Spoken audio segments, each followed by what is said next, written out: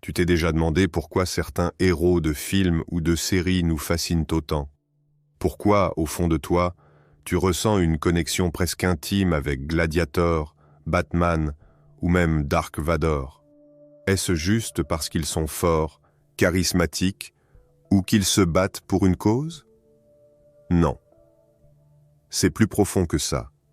Ce que tu ressens, c'est le stoïcien qui sommeille en eux, et peut-être le stoïcien qui sommeille en toi. Si tu restes jusqu'à la fin de cette vidéo, tu vas voir comment des figures de la pop culture incarnent, souvent sans le savoir, les principes mêmes du stoïcisme. Et surtout, comment tu peux, toi aussi, intégrer ces principes à ton quotidien. Parce que le stoïcisme, ce n'est pas juste un ensemble de textes anciens. C'est une force tranquille, une armure invisible. C'est ce qui peut faire de toi un héros, pas au cinéma, mais dans la vraie vie. Ce que nous faisons dans la vie résonne dans l'éternité. Marcus Aurelius lui-même est présent dans Gladiator, pas seulement comme personnage, mais comme essence. Maximus, c'est l'archétype du stoïcien en action. Il perd tout, sa famille, son rang, sa liberté. Et pourtant, il ne se laisse pas détruire par ses passions. Il accepte son destin. Il concentre son énergie non pas sur ce qu'il a perdu, mais sur ce qu'il peut encore contrôler. Son attitude, sa vertu, son devoir. Il sert Rome, même dans l'ombre. Il ne se laisse jamais dévier de son chemin par la haine ou la vengeance. C'est la définition même du stoïcien. Faire ce qui est juste, même dans la douleur. Et toi, que fais-tu quand on t'enlève ce que tu aimes, quand on t'humilie, quand l'injustice frappe? Tu as deux choix, la réaction ou la maîtrise. Maximus a choisi la maîtrise. Et toi, Batman, ce n'est pas juste un milliardaire en cape, c'est un homme brisé qui choisit de transformer sa souffrance en discipline. Il vit dans la tempête émotionnelle, mais il refuse de se laisser emporter par elle. Il ne tue pas, il ne se venge pas pour le plaisir. Il agit par devoir. Dans Batman Begins, il dit « Ce n'est pas qui je suis au fond, mais ce que je fais qui me définit ». N'est-ce pas là une réécriture du principe stoïcien de la vertu comme seul bien? Nos actions, pas nos intentions, pas nos pensées, pas nos statuts, mais nos actions sont ce qui nous définit. Bruce Wayne ne peut pas ramener ses parents. Il ne peut pas contrôler le chaos de Gotham, mais il peut être l'exemple, être la citadelle intérieure, inébranlable, fidèle à ses principes. Cela demande une rigueur mentale que seule une philosophie comme le stoïcisme peut inspirer. Chaque matin, en te levant, demande-toi, vais-je me laisser dominer par mes impulsions? Ou vais-je choisir de vivre comme un héros stoïcien? Et si l'on parlait de celui qui a cédé, celui qui n'a pas su contenir ses passions? Anakin Skywalker était un Jedi, un guerrier discipliné. Mais il était aussi consumé par la peur de perdre, par la colère, par l'attachement.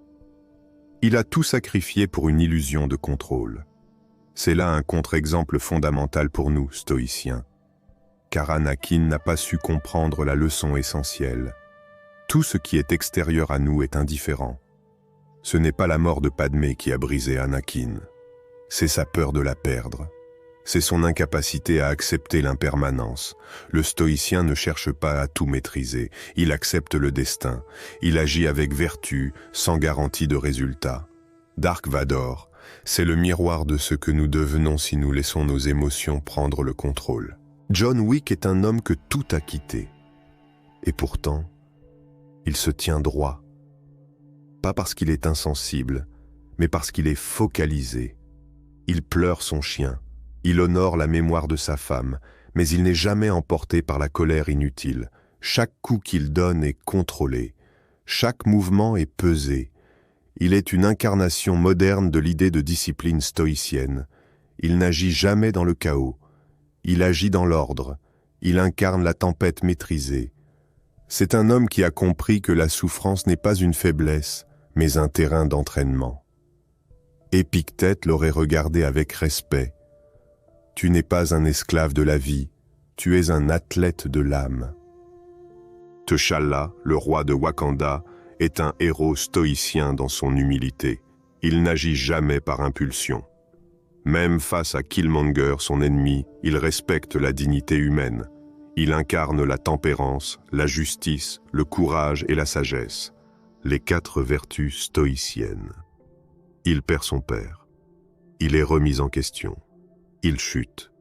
Et pourtant, il se relève, non pas pour se venger, mais pour restaurer l'harmonie. Il transforme la douleur en évolution. Il remet en question ses croyances, mais reste aligné avec ses principes. C'est ça le stoïcien.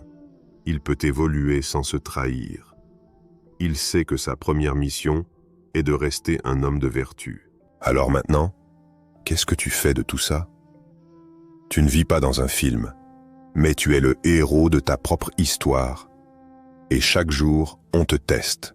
Un client méprisant, un proche injuste, une opportunité qui t'échappe. Voici 5 pratiques concrètes pour incarner le stoïcien dans ta vie quotidienne.